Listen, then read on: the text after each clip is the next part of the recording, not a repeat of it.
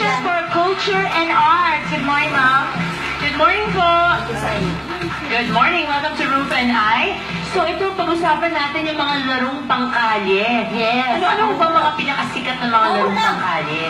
Yung nakatuon dito, pigo, pero may mga kamag-anak yan, di ba? Yung stepno, Stepno. matintero.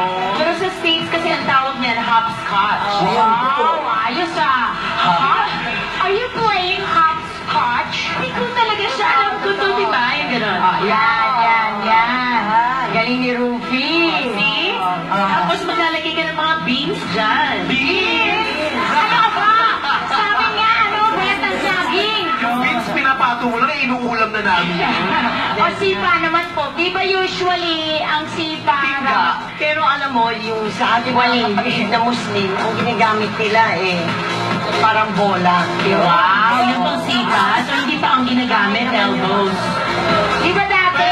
Pwede rin pa. Dampa. Yan yung dampa. So kailangan umusog yung rubber band. Oo.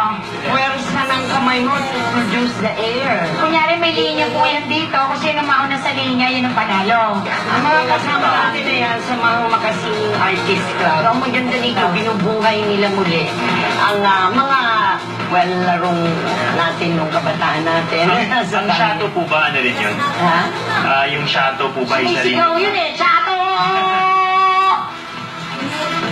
Oh, Chato! Yung pumutok yung feeling ko kasi tinamaan ako niyan dati. Oo. Ika, ayan, ginagawa namin dati to nung bata ako. Alam mo to, di ba? Yung parang may mga kalaban ka doon, kailangan Sasapuhin, di ba? papuntahin ka na malayo na hindi nasasalo ng kalaban. Parang baseball Parang na Pinoy version. Okay. Yan. So, halimbawa, gagayan ka lang. Ganun. Oh, pero kailangan magpalobo kasi pag pinalobo mo, mas Masasalo. Pag nasalo, talo ka. Ano naman yung may lata na pipet tas ginagano ng chinelas? Tumbang preso yun! preso. Ako, gusto ko na maglaro. Gusto ko yung piko. Okay. Yan. At saka Tapos yung usok po yung blue. Yan, maganda yan. Usok po na... Ano ba, try mo rin daw yung sipa? Ay, sipa. Sipayatot na sipa. Ang limbit naman ito. Kayang-kaya mo yan, Vice. Ano ba yung Ruby? Ruby! Nakakaloka yung Chanel! Yung Chanel, ginawang pati, ginawa shato!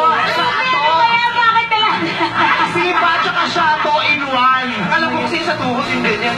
Ayan, galing. Wow! Ano ba ang black magic, di ba? Wow! Ang galing sumisipa. Well, thank you very much, Miss Cecil. Maraming salamat. Salamat sa inyong muling pagpapakilala dito. Para hindi lang computer games. Opo, meron tayo ulit. Babalik tayo sa mga ng mga Pinoy, sa mga laro.